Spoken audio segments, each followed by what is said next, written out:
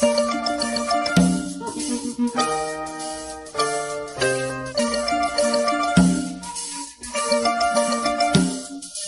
when we speak of civil liberties and civil rights, people are beginning to understand that the most fundamental of these is the right to work in our society.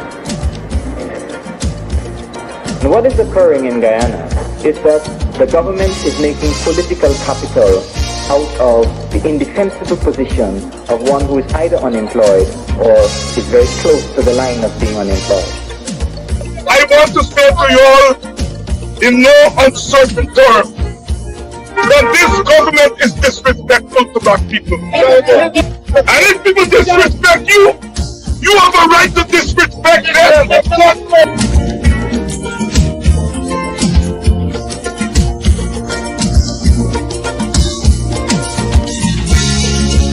I am saying now that we have started, now that we have come together, do not sleep. Don't let us go back quietly into the night. Protest must be the order of the day.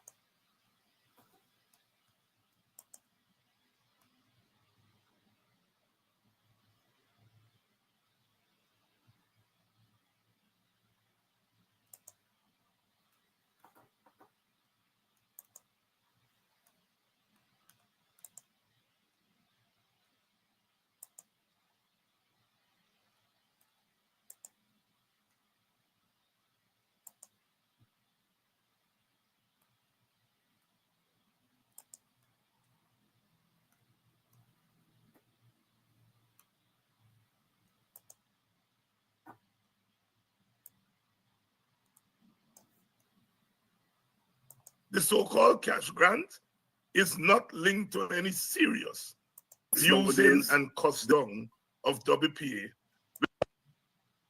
Hey, good morning, members of the Guyanese public and members of the media.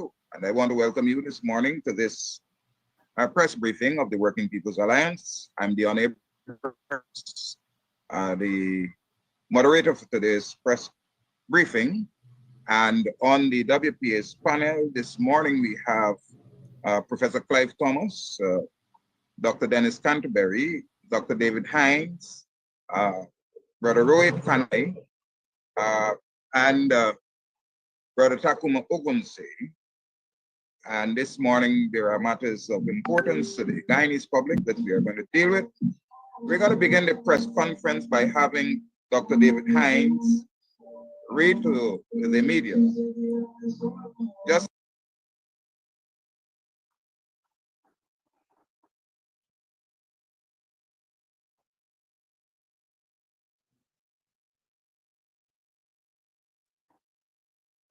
yes, some disturbances from outside there. Yeah, so Dr. Hines will read a press statement, and then we'll have comments by Professor Clive Thomas and further comments by Brother Takuma Ogunse, co-leader of the Working People's Alliance. So I hand you over now to Dr. David Hines. Good morning, members of the media, and good morning to the wider public. As is far too commonplace nowadays,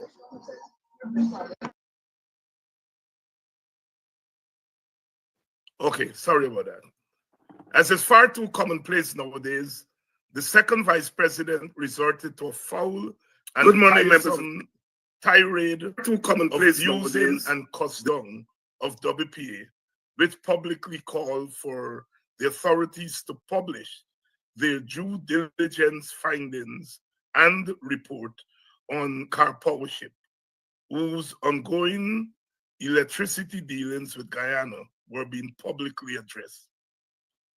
WPA takes the Vice President's response to our request as a lame effort to disguise the reality that in the face of car powership's tarnished reputation, no due diligence has been done. This is nothing short of a scandal which has become the norm for this government.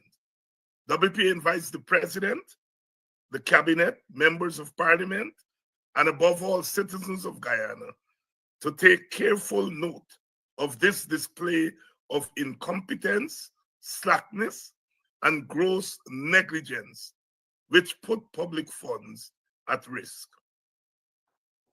The cash grant fiasco.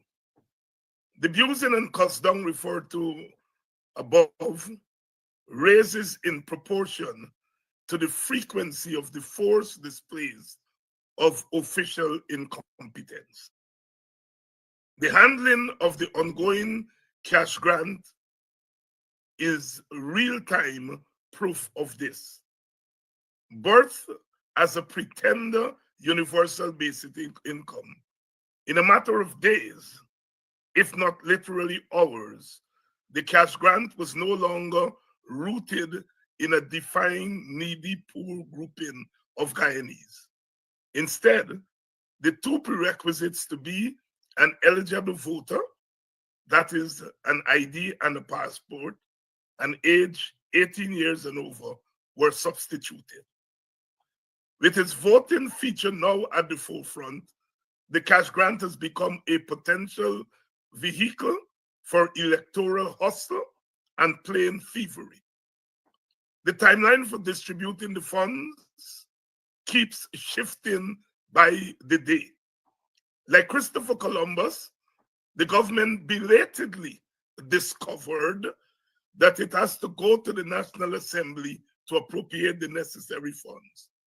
Then it discovered that some of the funds has to be included in the 2025 budget. WPA will not be surprised if several other discoveries are made before the end of the year.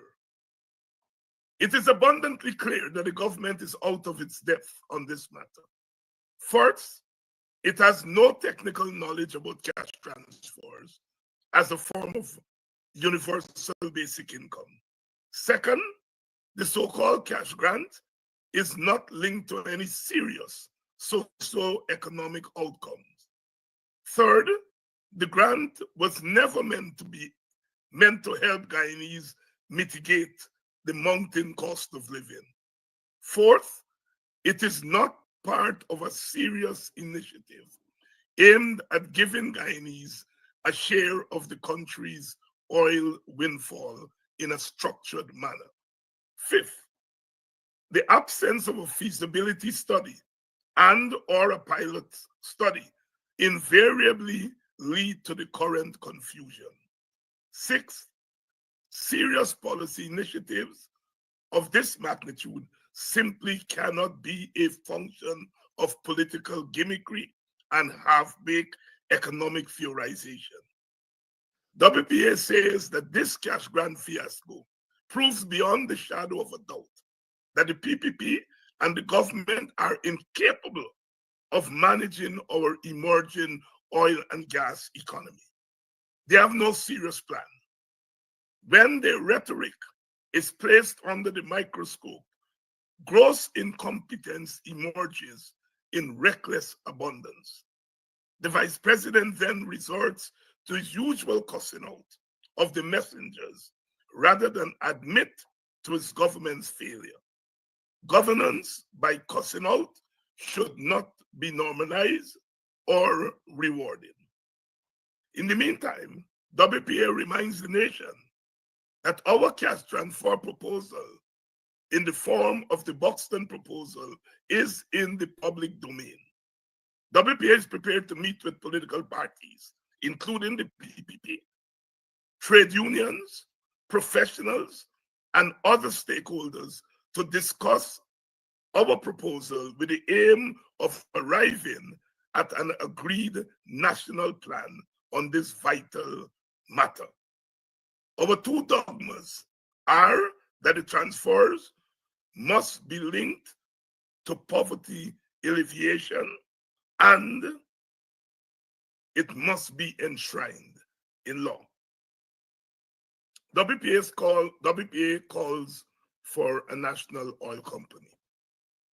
As a rapidly developed petro state, WPA shares the widely published position of its executive member, Professor Clive Thomas, which holds that Guyana must constantly keep to the forefront that despite the present dominance of big oil, transnational companies in Guyana, over 75% of global oil production is obtained from state-owned enterprises, and 90% of global reserves are held by state-owned enterprises.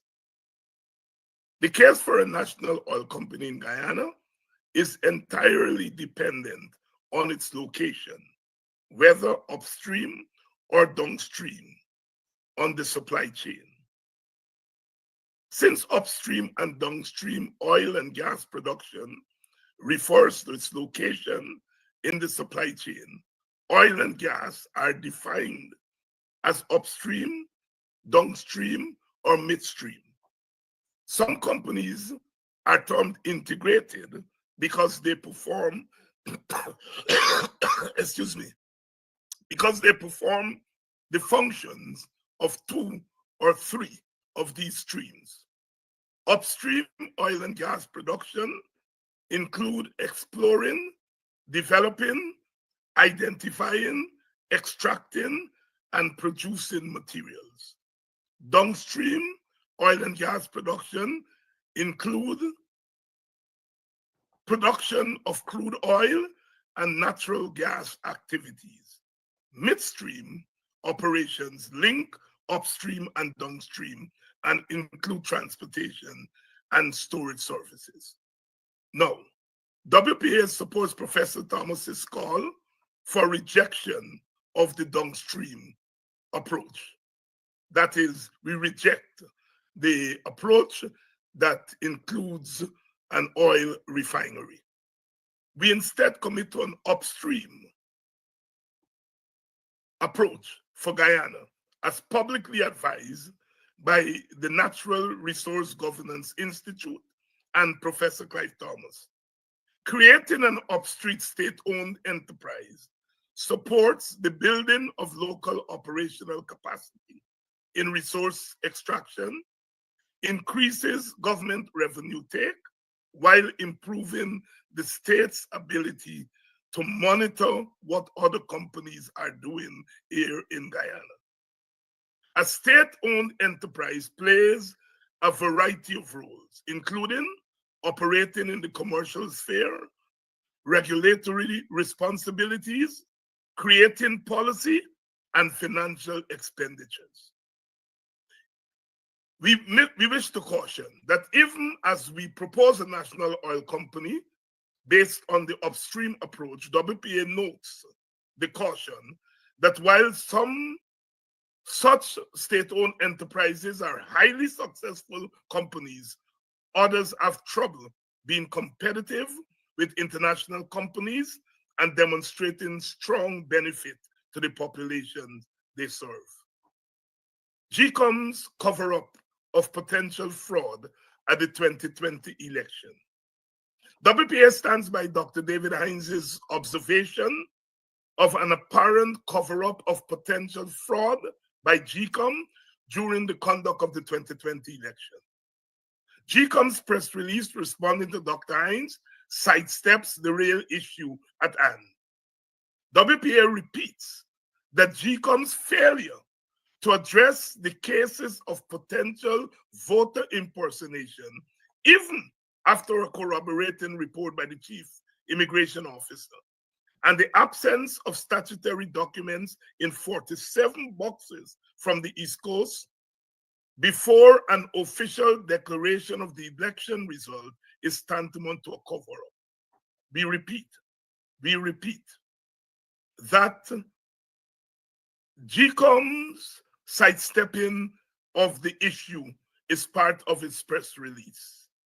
We repeat that GCOM's failure to address the cases of potential voter impersonation, even after corroborating report by the Chief Immigration Officer, in addition to the absence of statutory documents in 47 boxes from the East Coast of Demerara before an official declaration of the election result, is tantamount to a cover-up. The argument that those matters are for an election petition smacks of double standards. GCOM cannot have it both ways. It cannot assume the power to take action before an election is decided or declared by opening the ballot boxes before the declaration of the results in order to address the complaints of one actor, but divest itself of that same power in relation to complaints of another actor.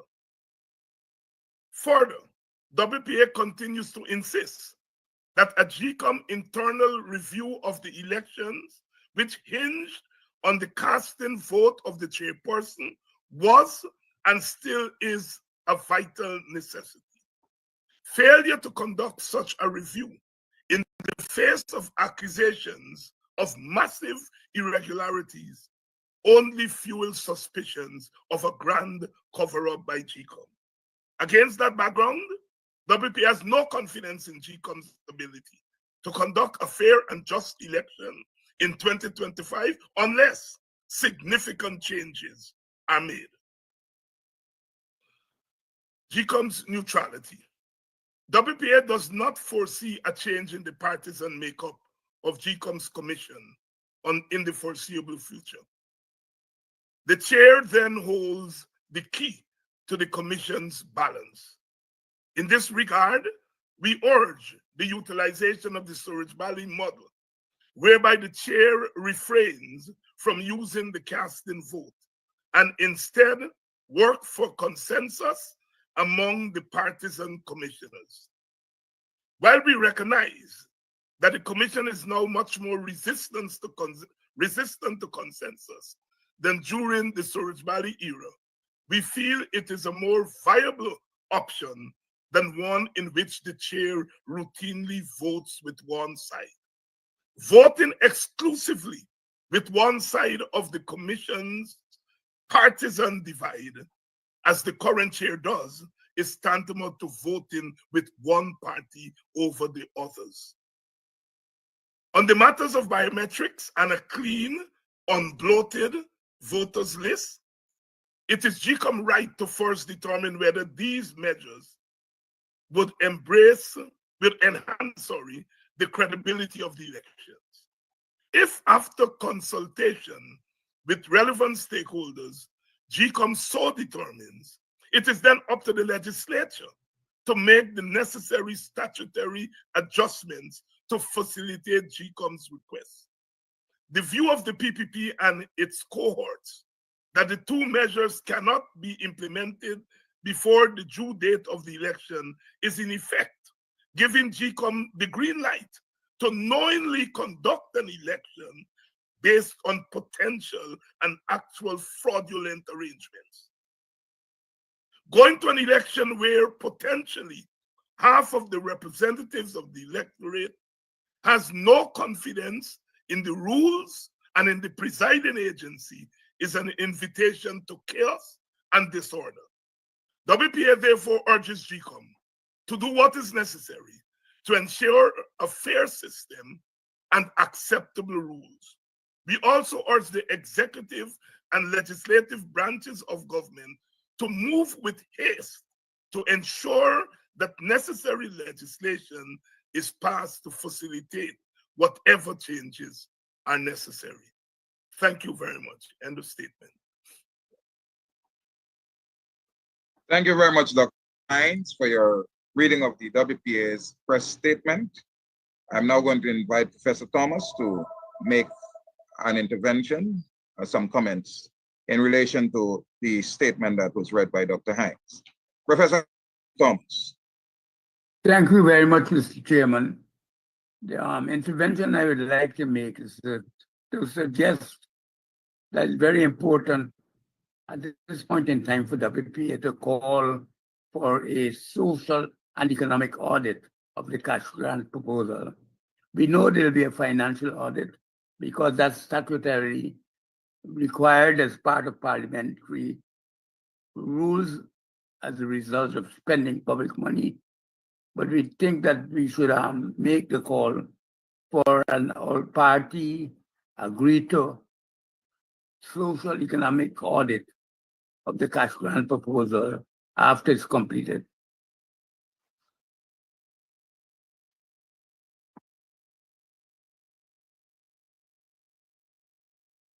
That's all, Prof. Yeah, that's all. That's all.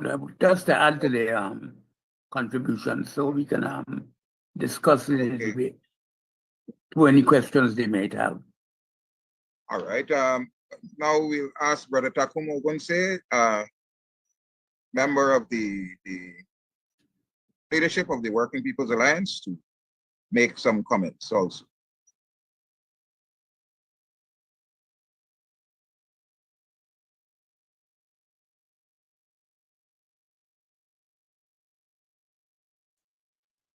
Oji, you're muted. Not hearing Brother Takumo.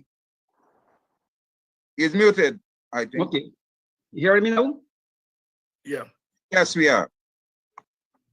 The attitude of the Vice President, Mr. Barrow Jagdeo, to objective criticism by the WPA and other political parties in the opposition is not only worrying, but it is extremely becoming a serious political issue for the country, because he is not using his position as Vice President to help to improve the political culture of the country. And in so doing, he's not improving the political atmosphere in the country. And the WPA is concerned. And we have went to even make it clear in relationship to the crash grants. Our willingness to meet political parties include the PPP. And this is an attempt by the WPA, in spite of the coarse and acid attitude of the Vice President. We are prepared, in the interest of national unity and at least some degree of national consensus, to meet with the PPP on this important national issue. The WPA is also concerned that the way in which the PPP have been and government have been handling the cash grant has created a lot of confusion and frustration on the ground among people.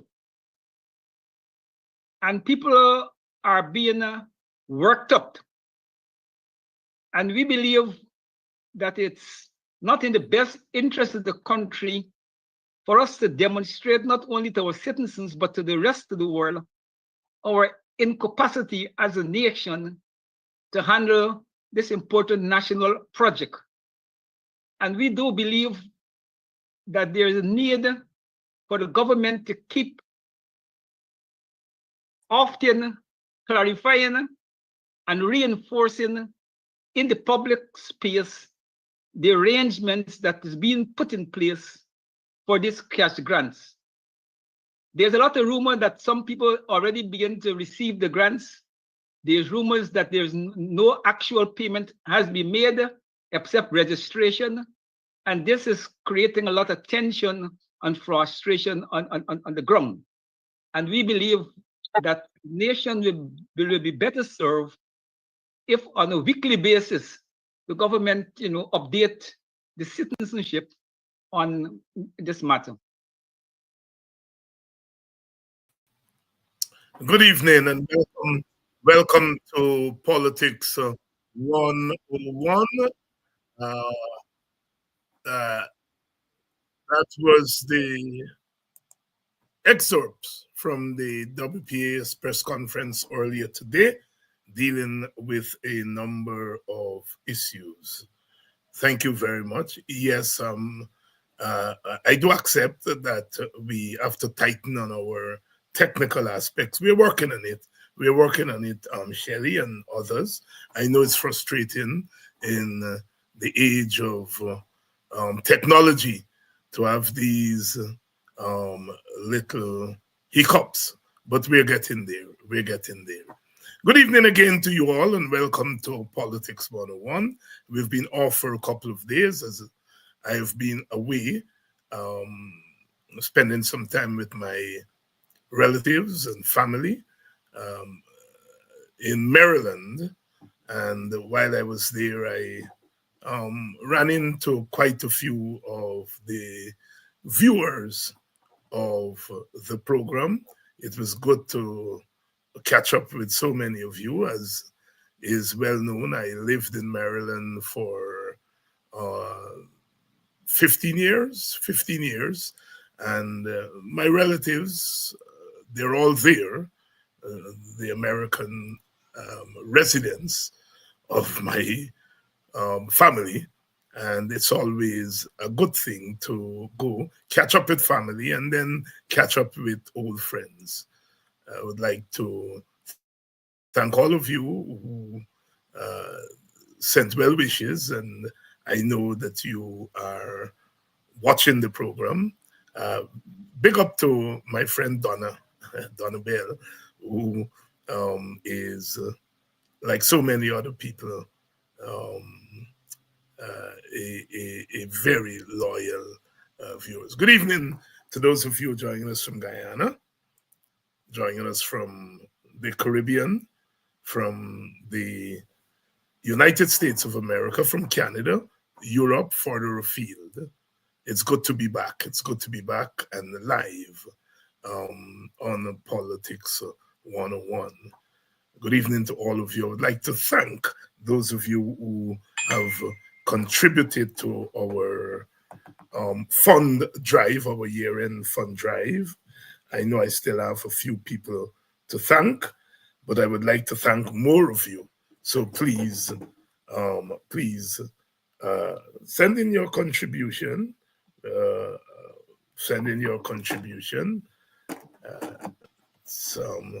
We are going until the end of the year because we want to take advantage of the season, the good season. For those of you in America, it's the Thanksgiving season. And as you get out of the Thanksgiving season, you get into the Cyber Monday and Black Friday and all the other stuff as you move into the Christmas holidays. I would like to thank Samuel for his contribution. Thank you very much, Samuel, for your contribution and for your past contributions. Well, as you would have heard on the program there, the press conference, WPA's press conference, after all the big bluffing and carrying on by the PPP, they cannot distribute a simple cash grant of $100,000. They simply can't do it. To recap for you, they started saying $200,000 per household. Then within a few hours, they changed it to $100,000 per household. Per individual, sorry. Then they say it's going to be done before Christmas. And then when we said, well, the thing has to be legislated, they said, no, it's not supposed to be legislated. And they go on and on and on. And the president said, we will get it before Christmas. And then the vice president said, yes, we'll get it. And then they went to the National Assembly. They discovered, like Columbus, they discovered they had to go to the National Assembly to get the money, a supplemental. Because you all remember, we said on this program, the WPA said, the PNC, the FC, all of us said that money was not catered for in the budget, the 2024 budget. It means that when they were doing the 2024 budget, they had absolutely no intention of giving Guyanese a share of their own oil money. They had no intentions. If they had intentions, they would have planned it nicely. It would have been in the budget. At the beginning of the year when the budget was being read, everybody would have known it then. But the fact that it was not in the budget means they had no intentions. Which means during the year, they came to the conclusion that, look, if we give some money, some oil money to the Guyanese people, we may be able to fool some of them to vote for us. So we know that we don't like the idea of the cash transfer. We know that we don't intend to give Guyanese any money from the oil. But we are going to use the opportunity to trick them. So they come up with this idea. Oh, you know, $60 billion, said Jack. You know, he like to possess himself. $60 billion. Where is the $60 billion coming from, Jack? They crawled to the parliament. I see the Honorable Nima Fruit Best is here tonight. Nima, welcome to our program as always. You know you're one of my favorite persons. Hardworking member of parliament who understands what an opposition member of parliament is supposed to do. And I'll come back to that. Welcome, Nima. Then they crawled to the parliament and asked for supplemental. But they asked for supplemental for so much that they could have only taken out apparently half of the money, $30 billion that they want. Then they discovered that the only way they're going to get the next $30 billion is to put it in 2025 budget. So all this big noise, the PPP is doing this and doing nonsense. That's what it is. They don't know what they're doing because they never believed in the cash transfer to the people of Guyana. But they saw an opportunity to try to trick mostly opposition supporters, mostly Amerindian people, mostly African people, mostly Indian poor people. So they decide to go with something that they don't know anything about. But they saw an opportunity to see if they can buy a few votes with $100,000. They also saw an opportunity that in the process of distributing the cash transfers, that they'll be able to collect some statutory documents that they could use to help them rig the election. It is now commonplace, known by everybody who wants to know, that voter impersonation played a big role in the outcome of the last election. And when you want to do voter impersonation, you have to have people documents. You have to have people documents when they're not in Guyana to give to other people to vote for them. And so they saw an opportunity to do that. That is why they quickly move from every household, which is the WPA's proposal. We have always said every household, every household, every household, because everybody has a household. Whether you live in a house, or you live under a tent, or you live on the road, that's your household. Household is not a house, it's not a physical house. So we always say household because we want to include everybody. They realized the household thing wouldn't work for what their plan was, because their plan was never to help people. Their plan was to hustle some votes and get people documents to use in vote impersonation. So they pivot from household to voter. 18 years and over is a voter. If you're not 18 years, if you're 18 years and under, you're out. You're not a voter. And so they pivot to the voter because they saw an opportunity here to get some identification cards to use in rigging.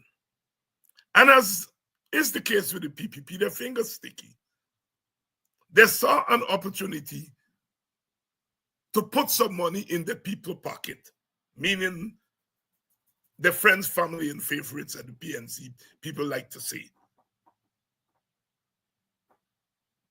They're saying that it's 600,000 individuals. How do they know that? Did they do a pilot study? Did they do a feasibility study?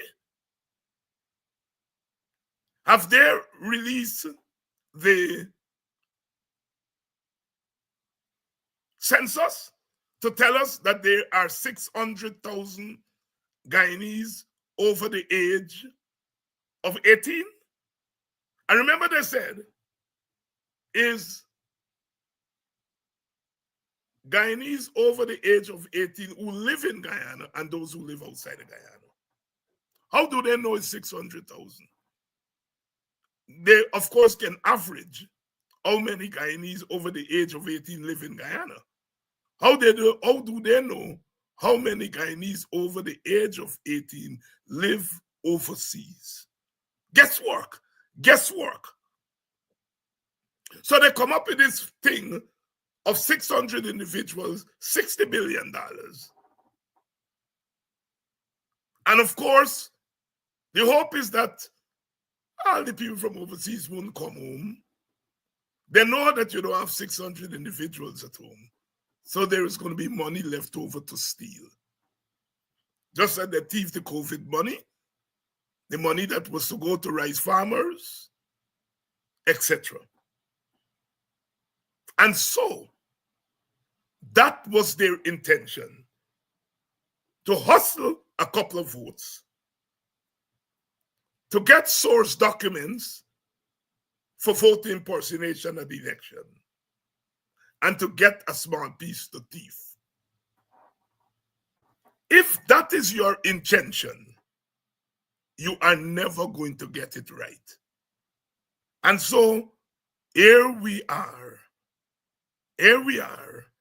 Every day is a new development. They said all you needed was an ID or a passport. Yet when they show up, they tell the people, we have to take a picture of your ID. And if you don't give the picture of your ID, you don't get the money. So those who decide they're not going to give the picture of the ID, who getting their money? Who getting their money? So they're making it difficult for you to get the money. With the hope you say, I ain't taking out the picture and give you.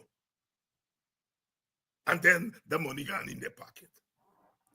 They were never interested in giving Guyanese money to mitigate the cost of living. If that were so, it would have been more money. They would have done proper due diligence, proper feasibility study to determine how much money each Guyanese family would need to mitigate the cost of living for 6 months or a year or whatever the case may be. So you would have arrived at a number if you had a plan.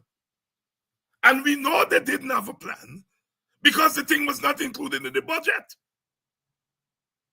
of 2024. They just come up with something to hustle some votes, hustle and get some ID cards, to do the rigging, and to get money to thief. But you see what happened? We on the tail, the PNC, the AFC, the WPA, on the tail, on the tail, on the tail. So they cannot get away. And because we brackle them, we expose them. We expose them. After all all the big bluffing, all you see for you all self, these people are there for nothing. Or if they're there, they're there on skin up. They're there on stupidness. Giving a share of the oil money is a serious thing. Just look across at Suriname. Suriname and start pump oil yet. Suriname just getting some money from the royalty. And those people say, look, we are going to give $750 US to each Surinamese. We're going to put it in their savings account. And then it's going to accumulate 7% interest every year. That's just from the royalty, you know. The people are planning ahead because they're serious. As the president of Suriname says, we want you all to own the oil. It's different, yeah? From when WPA in 2018, before first oil, we said to the APNU government, we said, we have calculated that at its peak, each Guyanese can get $1 million Guyana per year at its peak. And we were urging them to do what the Surinamese have done. You don't wait until the oil comes. You calculate, and you have in your head that you want your people to get part of this money directly. Our people saying, if we give it to we people, they're going to smoke it out, they're going to drink it out, they're going to this. The Surinamese are not saying that. The Surinamese have said, you all have to own the revenues that come from your oil and gas. If they followed the WPA, we would have been like the Surinamese. That money would have in there from the royalty come right down to force oil. Starting in 2019, 2020, 2021, 2022, 2023, your money would have been in there if the WPA had anything to do with it. Because we would have been doing like the Surinamese. You little, whatever we get from the royalty, you all get your small piece. It's there waiting for you. 2019, whatever we get, you all get your 10% is what we say. You all get your small, it's there. 2020, it's there. 2021, it's there. 2022, it's there. 2023, it's there. So that when we come to 2024, you all would have got 6 years of money. If we use the Surinamese model, 6 years of money, it would be more than $1 million. The Chronicle sent a little report this morning using these young people to come and make trouble. The girl come, she asked how much members the WPA have. But I had to ask you, do I ask you what is the Chronicle circulation? Did the United Nations ask Guyana, how many people you get before Guyana can chair the Security Council? Jack Dio and his nastiness is saying that if you don't have plenty members, you can't talk. Well, if this party without plenty members was listened to, you all would have get plenty money right now. We're not bad-minded. And so we said to the PPP this morning, you can still call the WPA, who know much more about cash transfer than the PPP. It is not because we are brighter. It is not because we are better. It is not because we are superior. There are some things that some people think about And there are other things that other people think about. Matters such as poverty. A lot of us are academics. A lot of us are scholars. A lot of us are invested in getting poor people out of where they are because a lot of us come from it. This is our work. Our work is to think through things. And so it is not surprising that a party like the WPA would come up with these ideas and would think it through. In many regards, that's our job. We are paid to think. What we call mental labor. We are not physical laborers. And so it is not surprising. It is not surprising that a party like the WPA would come up with this idea and to think it through. We are not better. It is just that there are some things that as a party we are better at. The PNC and the PPP are better at mobilizing more people. They're parties with more resources. They have more activists. They can pay more activists. They have more members of parliament. And they are able to do a broader mobilization. That's understandable. A party like ours is not able to mobilize a lot of people because we don't have that resources. What we have is intellectual resources. And if you match our strength with the PNC strength and the PPP strength and the AFC strength, Guyana would be more than a paradise. More than a paradise.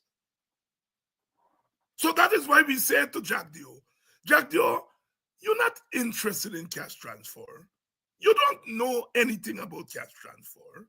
You have not studied cash transfer. Call in the WPA.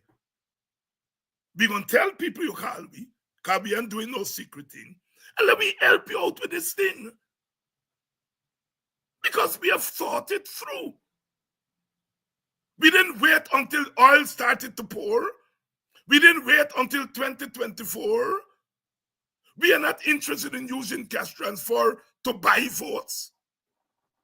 We are interested in getting some of the money to our people so that our people can live themselves out of poverty.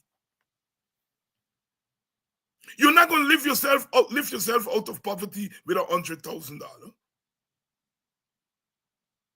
But we welcome the $100,000 because a little is better than nothing.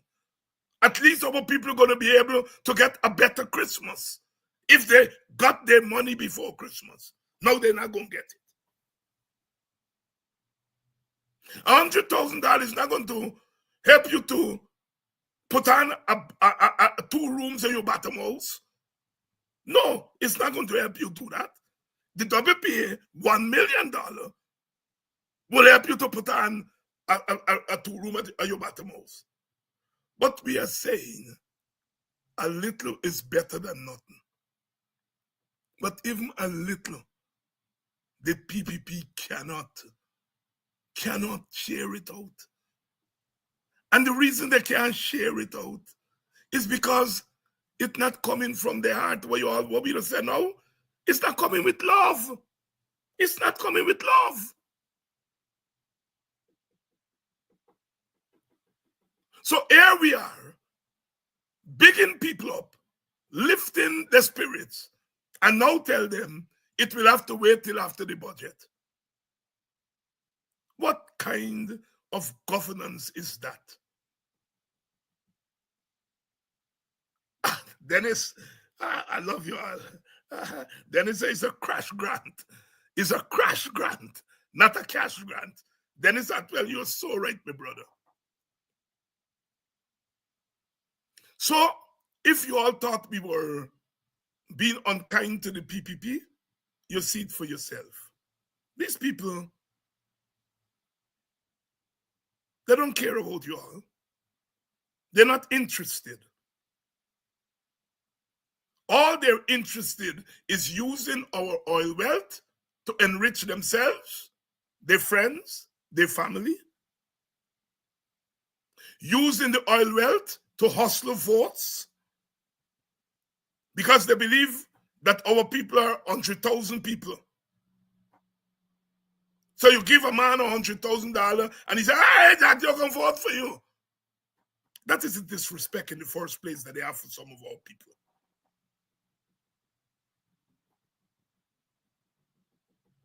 We are saying that this is a very important matter.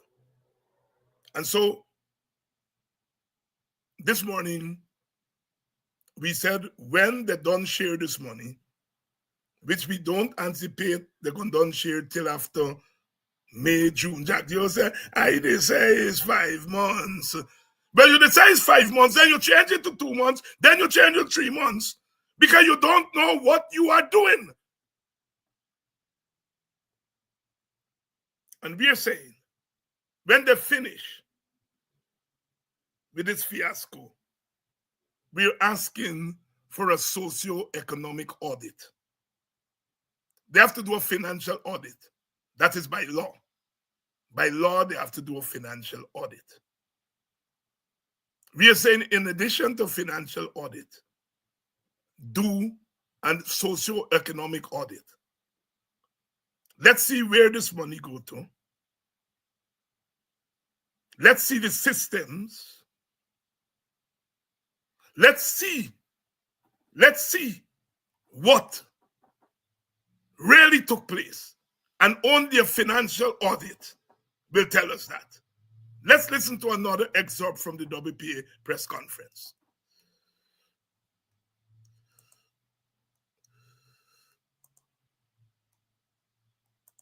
Any questions that you have and seek any clarifications that you need. Over to the press.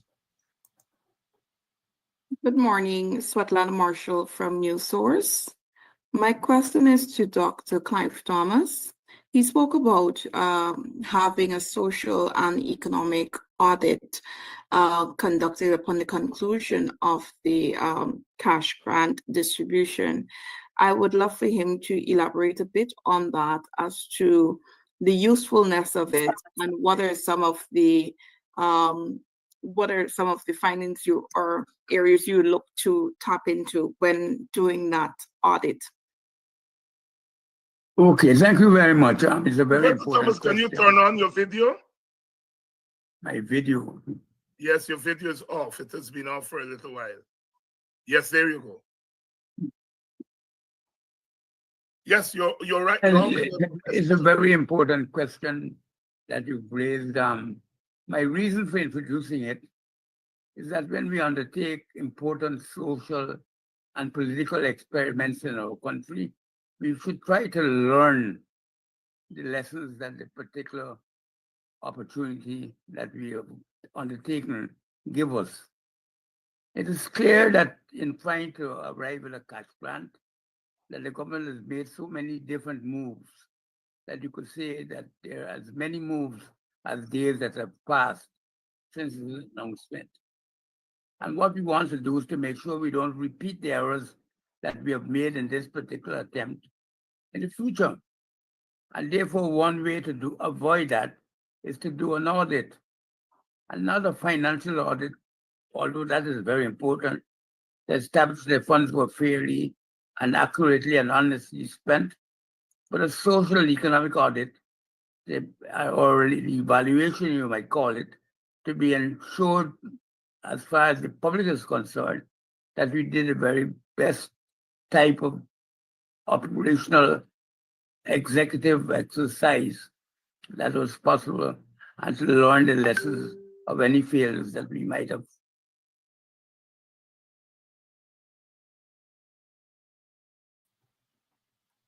So, you all heard it here first, eh? You all heard it here first.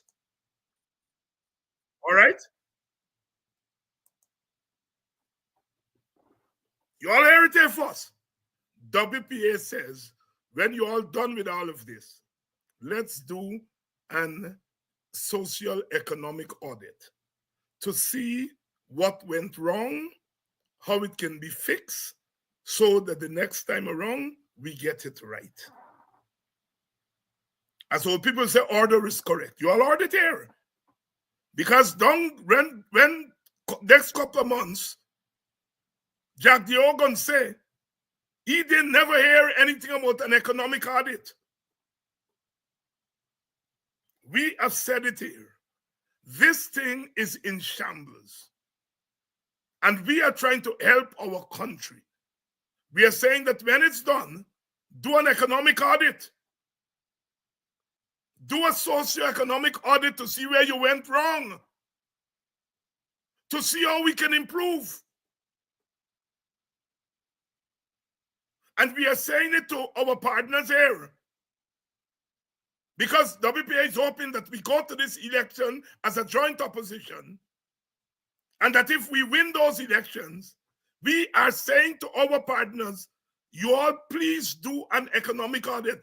So if Jack Dioda don't do it, when we take power, we will do it. So you all heard it here first from the WPA, that this thing is in shambles. Because the PPP don't know what they're doing. And that we need, so we didn't do a pilot study at first. We didn't do a feasibility study up front. But after the fiasco, we can do an economic, socioeconomic audit. And it's like doing a pilot study or a feasibility study after the fact. That's what it is. And if Jack Dio, they don't do it, I hope, Nima, I hope our government is going to do it. And we don't mess up as we did in 2018. These are ideas we are giving to the PPP. They're not going to want to do it because they have no interest in order. They have no interest in transparency. Because they will frighten that an economic audit, a socioeconomic audit, along with a financial audit, will show how much they thief. So they're not likely to do it. But it doesn't stop the incoming government from doing it. So we have put something on the table very early. Very early.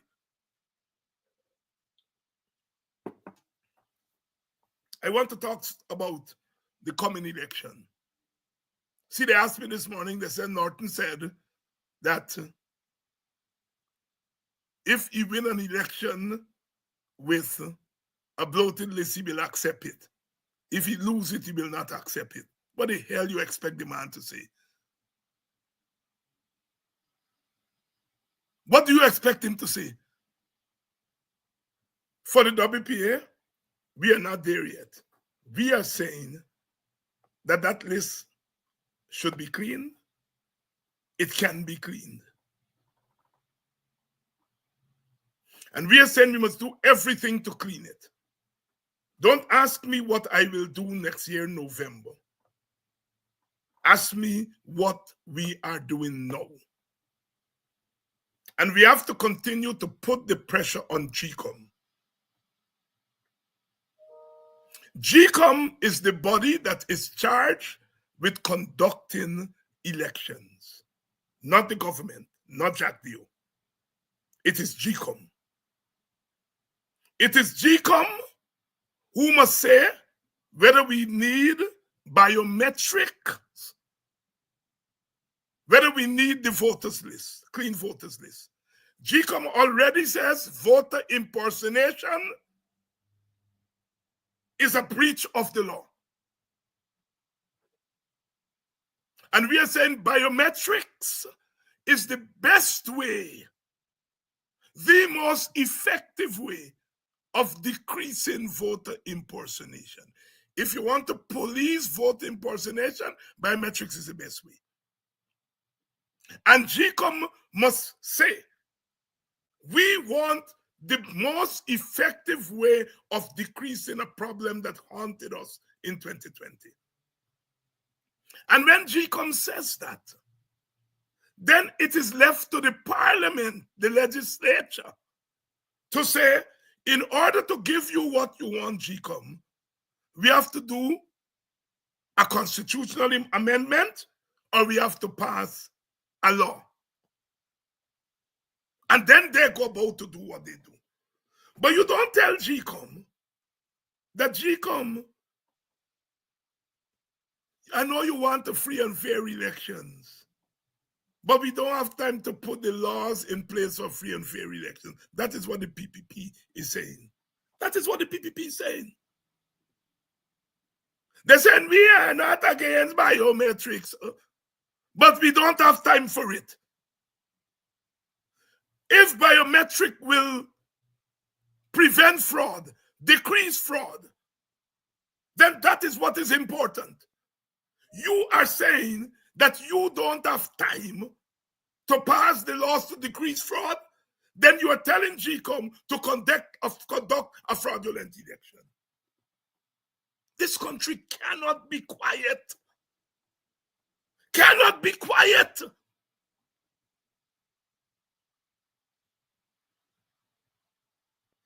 What they're saying to GCOM, we do not have time to put together what is needed for a free and fair election. We don't have time to clean the list. It will take a year. But get on with it and try to see if you can do it in 10 months. Between now and November is 11 months. Jack just said it will take a year to do all those registrations. Well, get on with it. Get on with it.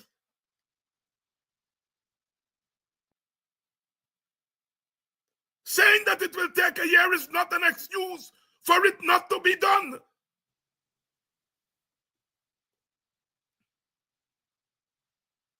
Norton already said, I will give everything, give all the support to clean that list. Whatever you all want me to do in Parliament to get the list clean, I'm prepared to do it. But the Jacobats, and you all know I don't use the term too often because I don't want to thief when you name term, Mr. Duncan term, but I have to call them Jacobats. These Jacobats are saying that we cannot get a free and fair election because there is no time to prepare for a free and fair election. First of all, you had 4 years to prepare for free and fair election. At GCOM, in the first year, done an internal review, not an investigation, a review, an audit to see what went right and what went wrong. And they clearly would have discovered that what went wrong is some people vote who were not in the country. Instead of the Madam Chair say leave it for a petition, that's a matter for the court. She's right. But GCOM has its own work to do. The court got its own work to do. The court can pronounce on whether the election was rigged or not. GCOM cannot pronounce on whether the election was rigged or not after the fact.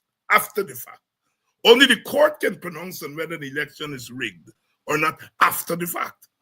But GCOM could have determined that there was voter impersonation and there was therefore breach of the law before the election results were announced.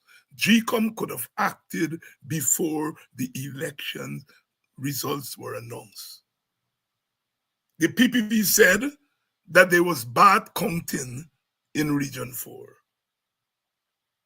GCOM decided to do a recount, open the boxes to satisfy the PPP.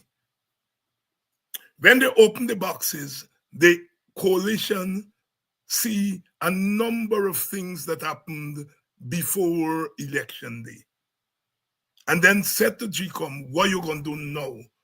GCOM turned to them and said, I can't do nothing now. The petition going to do it. Why you didn't tell the PPP?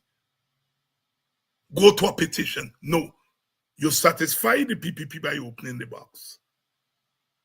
But when you open the box and the other side see all the big nastiness that happened before the elections, you tell them, go to a petition. So you have the power to investigate the charges of the PPP. But when it comes to investigating the charges of the APNU AFC, you only got no power. To be fair to GCOM, they started investigation. Then they sent 2 samples to the chief immigration officer.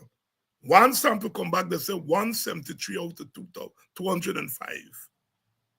So they started the investigation. Then they drop it, declare the PPP the winner, and then say, we were wrong to start an investigation. Let me send it out to a petition. You all see this, the cover-up? You all see the cover-up of the fraud? You all see the cover-up of the fraud? And then even after all of that is done, GCOM refused to do a review of its own election. Its own election. Because it is fearful that if it does a review of the election, it knows that a lot of fraud would show up that would show us that those who were determined the winners were not really the winners. The PPP won by 1 seat.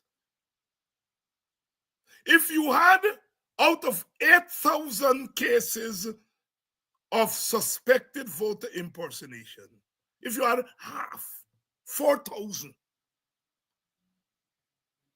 of them were proven to be true, according to the sample, it was 85%. But let's say half of the 8,000, 50% or 55% was proven to be true. That was 1 seat, and it could have changed the election. It could have changed the election. 47 boxes, the equivalent of 12,000 votes. That's 2.5 seats. Those votes were contaminated. They had no documents. You couldn't check the votes in those boxes. Because when they open the boxes, you go through the votes, then you go to the documents, you check the votes in the box against the document. When you meet a man report, votes, no document. Box 1. Box 2, votes, no document. So you couldn't verify those 12,000 votes in the 47 boxes. Oh, my Jesus Christ. If my child would know that that is fraud, if you can't verify it, how do I know the votes that I am looking at were cast to PPP, APNU, AFC, or whoever else? How do I know? There's no corroborating document. But you count all of that. You count those 12,000. In any other country, you can't count it. Vincent gave them a way out. He said, look, these people vote. It's not their fault that the document and they're in there. Let them vote back. The people who the stations that those 47 boxes come from, let them vote back. And so you will get, when they vote back, you'll get the vote, you will get the statutory documents, you will know we'll be able to check it. They refuse, Vincent, compromise. Tell me if there's not thieving, highway robbery, 12,000 votes. That's the equivalent of 2 seats. The government won, the PPP won by 1 seat. Why are you charging Mingo? Why are you charging all those people and putting them before the court? Why are you charging them? The elections were rigged before the incident that you are charging them about. The elections were rigged before the incident that you are charging them about happened. Yet, Madam Chair, who are the casting vote to say, I am not counting these 47 boxes. I am not counting, let me send the rest of queries to the immigration officer. Let you send back and tell me how many were impersonated vote. I am not counting them. And tell the PPP when they ask you where you're not, tell them go to a petition. No, she didn't do that. She conned them and then get vexed with me for telling me that me causing trouble and me could cause harm to her. Me? You cause harm to yourself. You causing harm to yourself. You could have said, I am not counting because I cannot verify the votes in these boxes. I am not counting. The chief immigration officer said these people did not land and then left. They didn't land and then left. I am not counting it. And when the PPP asks you why you're not counting it, tell them go to a petition. You didn't do that. You count them. You declare the PPP winner. And then when you're done, after the election, you vote with the PPP on everything. You vote with the PPP to stop an internal review. You vote with the PPP to plug the leaks. So you participate in a cover-up with your casting vote. Then after the cover-up, you're covering up the covering-up by voting with the PPP against an internal investigation. How did Madam Chairman can vex with me? Why are you vexing with me? I am just the messenger. All I doing is skinning you up.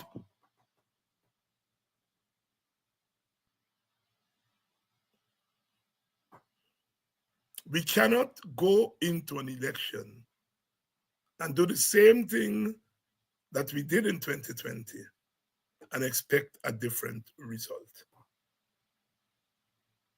And expect a different result. Sisters and brothers, we're up against it. We're up against it. But it's not impossible. It is not impossible. It is not impossible for us to correct this story. Get it right. We have to keep pressuring and pressuring and pressuring. Pressuring and pressuring and pressuring. We want it. And we notice that when the pressure mounts, there is be running all over the place. We have work to do. We have plenty work to do. But it can be done. They said you need legislation for biometrics. Get going with the legislation. You need to change the constitution. Change them. Change them. The opposition said they will give you the support. You need house registration for a brand new list, clean list. You said it's going to take a year. Start now. You get 11 months for the election. You said it's going to take a year. Hire more people so that instead of taking a year, it takes half a year, 6 months or 7 months. You still have time for the election. What the hell are you all telling us? It can be done. We can get legislation within a year. We can get house registration done within a year. Look, here are the options we have. An election that is done on time with biometrics and a clean list and an impartial GCOM. That's your first option. On-time election with biometrics, clean list, impartial GCOM, and everything right. Your second option is an election that is not held on time, but it get biometrics, it get a clean voters list, an impartial GCOM machinery. That's your second option. And your last option is an on-time election without biometrics, without a clean voters list, with a compromised GCOM, which is going to be a fraudulent election. The first two options, you have on-time election with good rules, biometrics, clean lists, everything right. And we are saying that can be done in a year. Your second option is that it may go over a year, but at least you will get everything right. Biometrics, clean lists, nice machinery, everybody happy with it. The least desirable option is an on-time election that is going to be fraudulent. And that is what the PPP is urging us to go for. That is what GCOM commissioners, PPP commissioners, and the chairman seem to be aiming at. And we have to stop them because there are two better options.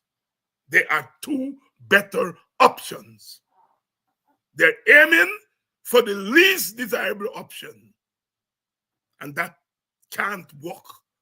It can't work, and it mustn't work. I want to thank you all. Look, the story going at the bottom of the screen there. Please make your donation to Politics 101. I thank all of you who have made your donations. And I want to thank more of you for making your donations. You all know the story that's go. Everything is the market. You know, we're doing these thing now and everything will raise, the market raise. So the little fees that we had to pay now become big fees. So help our programs out, and let's keep up the struggle. I'll see you all tomorrow night. Tomorrow night, GHK Lal is going to be here. So we're going to keep it hot, red hot, red hot. We're going to keep it going. I'll see you all tomorrow night, same time, same place, for another edition of Politics 101. Love all of you. Miss Prophet from Plaisance, from Maryland via Plaisance. It was nice meeting you. Nice meeting you, your daughter, your family. All Mullah, happy 70th birthday, Mullah, and all my friends in Maryland. I love you all. I love you all. And see you all tomorrow night.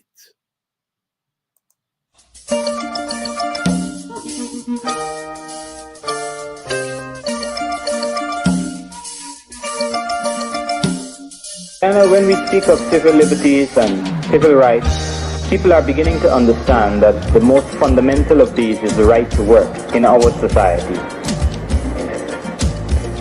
And what is occurring in Guyana is that the government is making political capital out of the indefensible position of one who is either unemployed or is very close to the line of being unemployed.